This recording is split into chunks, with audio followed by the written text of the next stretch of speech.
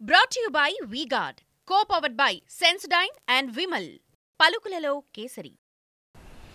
తెలంగాణలో political heat ను మరింత పీక్స్ కు తీసుకువెళ్ళింది TV nine live show with KCR వేసిన బౌన్సర్లు ప్రత్యర్థులు చెప్పిన ఆన్సర్లతో రాజకీయ వాతావరణం మొత్తం వార్ ఆఫ్ తెలంగాణగా మారిపోయింది. కాళేశ్వరం, కరెంట్ కొనుగోలు, ఫోన్ ట్యాపింగ్ ఇలా ప్రతి అంశంపై సమాధానాలు వచ్చాయి. ఇందుకు కేసీఆర్ కామెంట్లకు ప్రత్యర్థుల రియాక్షన్ ఏంటి? ఎలాంటి కౌంటర్లు వచ్చాయి? కత్తులు దూయని యుద్ధమిది, రక్తం చిందని కురుక్షేత్రమిది. ఈటెల్లాంటి మాటలే ఇక్కడ అస్త్రశస్త్రాలు. ఈ చేతగాని వాజమ్మలు, ఈ దద్దమ్మలు, ఈ చవటల వల్లనే తెలంగాణకి దుర్గతి పట్టింది అని నేను పండబెట్టి తొక్కుకుంటూ పోయి దాన్ని రిపేర్ చేస్తా, కాళేశ్వరం పంపులు నడుపుతాను. పార్లమెంట్ ఎన్నికలలో కాంగ్రెస్కు ఈ దెబ్బ కనిపిస్తుంది. KCR will again become the chief minister. ఎంతైనా రాజకీయం కదా, కౌంటర్ ఇవ్వకపోతే పొలిటికల్ గా వెనకపడిపోయినట్టే లెక్క. అందుకే టీవీ9 వేదికగా మాజీ సీఎం కేసీఆర్ రాజేసిన అగ్గి తెలంగాణ రాజకీయాల్లో కారు చిచ్చులా వ్యాపిస్తోంది. ఆ కామెంట్లకు కేసీఆర్ ప్రత్యర్థులు కూడా తలా కొంత ఆజ్యం పోస్తున్నారు. తెలంగాణ రాజకీయాల్లో TV9 live show with KCR ప్రకంపనలు. రైస్ మిల్ల దగ్గర ఎవరు డబ్బులు వసూలు చేస్తున్నారో, మైన్స్ డిపార్ట్మెంట్లో ఏమేమి దందాలు జరుగుతున్నాయో, మన ధాన్యం అమ్మకాలలో కమిషన్ల సంగతి ఏందో అవన్నీ వస్తా ఉన్నాయి మా దగ్గరికి. ప్రతి ఒక్క అంశంపై సూటిగా ప్రశ్నలు, అంతే స్పష్టంగా సమాధానాలు. ఇదంతా పాత తెలుగుదేశం ప్రభుత్వం, కాంగ్రెస్ ప్రభుత్వం చేసిన వాటినే మేకప్ వేసేసి నీళ్లు ఇంటికింటికి నల్లా ఇచ్చారు, దానికి మిషన్ భగీరథ పేరు పెట్టారు అంటున్నారు కాంగ్రెస్ వాళ్ళు. ఇది చిన్న సన్న పథకం కాదండి. దానికి మేము కలర్ వేసి, మేకప్ వేసి, విండో డ్రెస్సింగ్ చేసి డ్రామా చేసామని చెప్పేదంతా వీళ్ళ డ్రామా.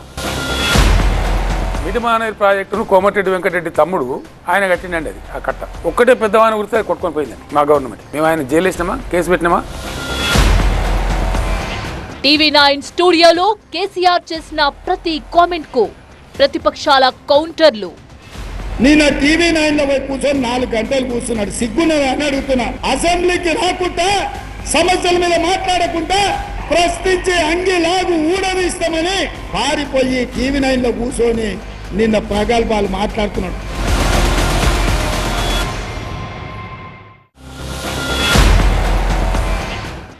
అధికార కాంగ్రెస్, విపక్ష బీజేపీపై మాజీ సీఎం కేసీఆర్ చేసిన విమర్శలు, ఆరోపణలు, సంధించిన వ్యంగ్యాస్త్రాలపై తెలంగాణ రాజకీయాల్లో పెద్ద అలజడే రేగుతోంది.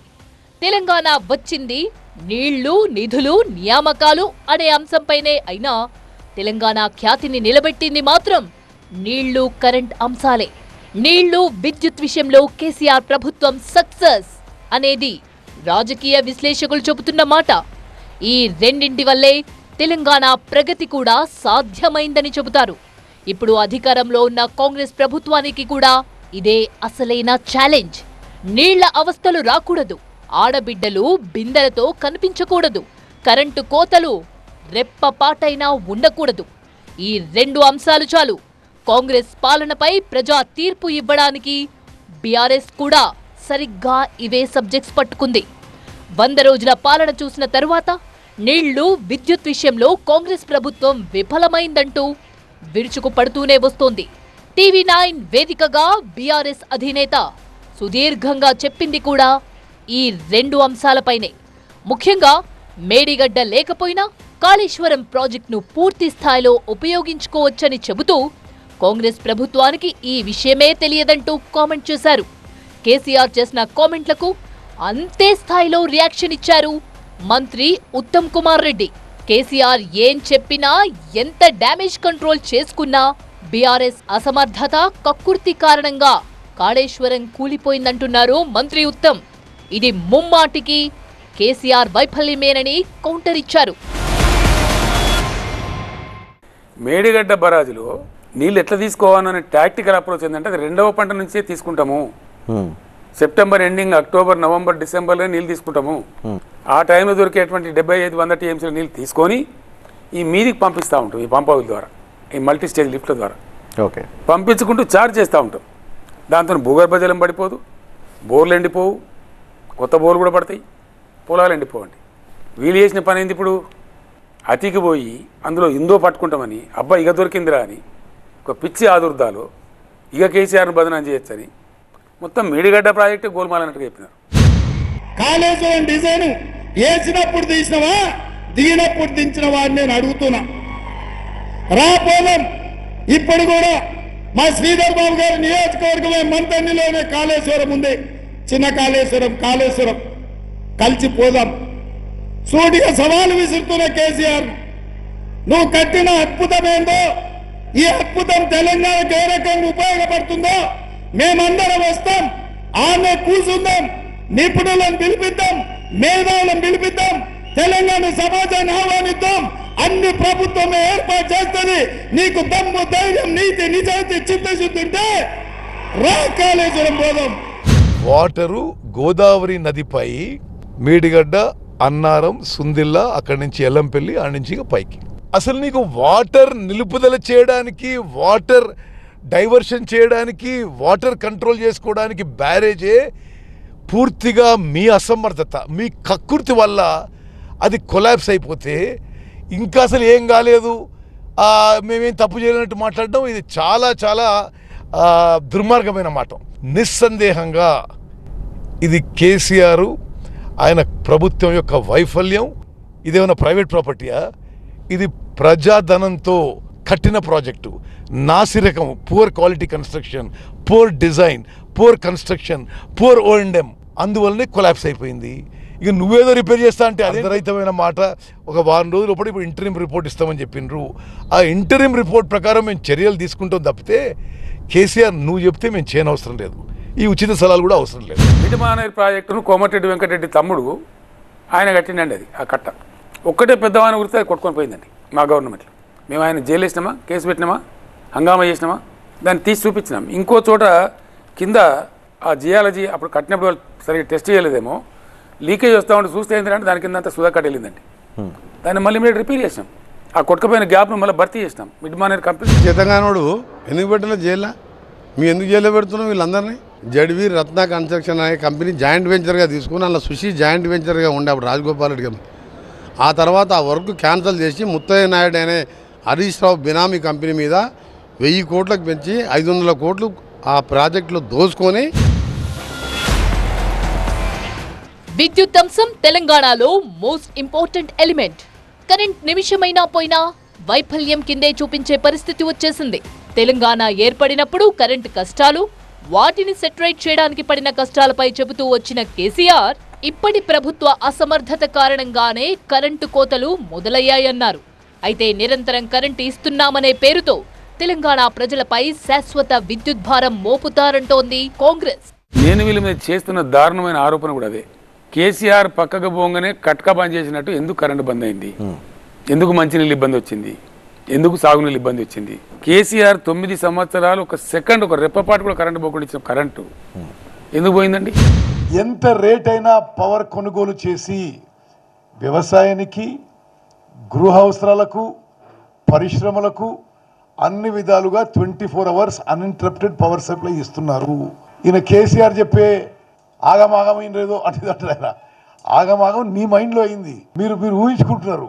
విద్యుత్ సప్లైలో అన్ఇంటరప్టెడ్ 24 అవర్ పవర్ సప్లై మంచిగా నడుస్తుంది. అదేదో నేను 7700 మెగావాట్ల నుంచి 19,000 మెగావాట్ చేసిన అంటాడు. పచ్చి అబద్ధం. నేను ఆన్ రికార్డ్ చెప్తున్నా, కేసీఆర్ 10 ఏళ్ల హయాంలో వాళ్ళు మొదలుపెట్టి పూర్తి చేసింది ఏకైక విద్యుత్ ప్రాజెక్టు భద్రాద్రి పవర్ ప్రాజెక్టు. అది కూడా అవుట్డేటెడ్ ఆబ్సొల్యూట్ టెక్నాలజీ తీసుకొచ్చి ఒక 30 ఏళ్ల పాటు తెలంగాణ ప్రజలపై, తెలంగాణ వినియోగదారులపై భారం మోపిపోయినరు. తెలంగాణలో ప్రస్తుతం టచ్ పాలిటిక్స్ నడుస్తున్నాయి. బీఆర్ఎస్ ఎమ్మెల్యేలు తమతో టచ్ లో ఉన్నారని కాంగ్రెస్, అధికార పార్టీ వాళ్లే తమతో సంప్రదింపులు చేస్తున్నారని బీఆర్ఎస్ చెప్పుకుంటున్నాయి. లైవ్ షోలో కేసీఆర్ చాలా స్పష్టంగా ఈ విషయంపై మాట్లాడారు. పేరు చెప్పను గాని కాంగ్రెస్ ఎమ్మెల్యేలు టచ్ లో ఉన్నారు అన్నది మాత్రం నిజమని క్లారిటీ ఇచ్చారు. దీనికి కాంగ్రెస్ కూడా రియాక్ట్ అయింది. ఎన్నికల తర్వాత 25 మంది బీఆర్ఎస్ ఎమ్మెల్యేలు కాంగ్రెస్ పార్టీలోకి వస్తున్నారు అంటూ కౌంటర్ ఇచ్చింది. ముందు బీఆర్ఎస్ ఎమ్మెల్యేలను గోడ దూకకుండా చూసుకోండని సలహా ఇచ్చారు కాంగ్రెస్ నేతలు. 25-26 మంది రెడీ ఉన్నామన్నా అనవసరంగా కింద మీద కానియకుండ్రి, బాగా నడుపుదాం రాష్ట్రాన్ని, మనం 2 పార్టీలు కలిసి గవర్నమెంట్ ఫామ్ చేద్దామని చెప్తున్నారు. నేనేమిటి మేము చర్చ చేయాలి, నాకు వచ్చింది ఆ వార్త. సరే పలానా నాయకులు 10 మంది వాళ్ళు ఇంతమంది ఉన్నారట వస్తామంటారంటే సరే మాడదాలని చెప్పాను. నేను జ్యోతిష్యం చెప్పలేను కానీ దర్ ఇస్ ఎవ్రీ పాసిబిలిటీ. మీరేదో కలలు కంటుంటే ఎవరో ఎమ్మెల్యేలు వస్తుంది అంటే అదంతా ఏదో బూటకం, హాస్యాస్పదం. అటువంటిది ఏమీ లేదు. మీరు అసలు మీ వాళ్ళని జాగ్రత్త చూసుకోండి. నాకున్న సమాచారం, నాకున్న అవగాహన, నాకున్న అనాలిసిస్ ప్రకారం ఈ పార్లమెంట్ ఎన్నికలు అయిపోయే లోపలనే 20-25 ఎమ్మెల్యేలు కాంగ్రెస్ పార్టీలో చేరబోతున్నారు. బీఆర్ఎస్ పార్టీకి పార్లమెంట్ ఎన్నికల్లో 0 కానీ 1 సీటు కానీ మ్యాక్సిమము. ఆ తర్వాత తెలంగాణలో బీఆర్ఎస్ పార్టీకి చోటు లేదు, మనుగడ ప్రశ్నార్థకం. 12 స్థానాలు మాకు ఖచ్చితంగా మా లెక్కలో ఉన్నాయి. ఇంకా 1-2 పెరగవచ్చు. బీజేపీకి 2 స్థానాలు రావచ్చు అని మేము అనుకుంటున్నాం. ఆయనకు నీళ్ళు వస్తాయని చెప్పి నేను చెప్తున్నా. 1 hour నీళ్ళు అందాం అనుకున్నా కానీ ఇప్పుడు మెదక్లో కూడా దాటిపోయింది. అది కాంగ్రెస్ కూడా మొదటి అంజలోకి వచ్చింది. నేను చెప్పమంటున్నా 8 సీట్లు వస్తే నేను రాజకీయాలు పనిచేసుకుంటా. కేసీఆర్ 8 సీట్లు వస్తే రాజకీయం పనిచేసుకుంటాడా? సూటిగా TV9 ఇంటర్వ్యూకు ఆయన చెప్పిన మాట ఇందాక మీకు సూటిగా ఆయనకు ఛాలెంజ్ చేస్తున్నా. కేసీఆర్ గారు ఇంత పెద్ద మీరు రాజకీయ పరిజ్ఞానులు, మీరు అధికార పార్టీ ఉన్న ఎమ్మెల్యేలు మీ దగ్గరికి ఎందుకు వస్తారో నాకు అర్థం కాలేదు. కానీ మీ దగ్గరున్న ఒక 20-25 మంది ఎమ్మెల్యేలు కాంగ్రెస్ పార్టీకి టచ్ ఉన్నారు అనే దాంట్లో నేను చాలా క్లారిటీగా మీకు చెప్పదలుచుకున్నా. అసలు మేమే ఇంకా దర్వాజాలు ఓపెన్ చేయలే. సరే మేము ఎప్పుడు దర్వాజాలు ఓపెన్ చేస్తామా, ఎప్పుడు బీఆర్ఎస్ ఎమ్మెల్యేలు కాంగ్రెస్లోకి వెళ్ళిపోతారా అనే ఒక భయంతో 9 ఏళ్ళ తర్వాత టీవీ ముందుకు వచ్చిన కేసీఆర్ గారు, సరే మీరు అన్నారు ఇంకా 3 నెలలు 4 నెలలు అయితే, మరి నాకు తెలిసిన కాడికైతే నాకే టచ్లో ఉన్నారు. Brought to you by V-Guard, co-powered by Sensodyne and Vimal. పలుకులలో kesari.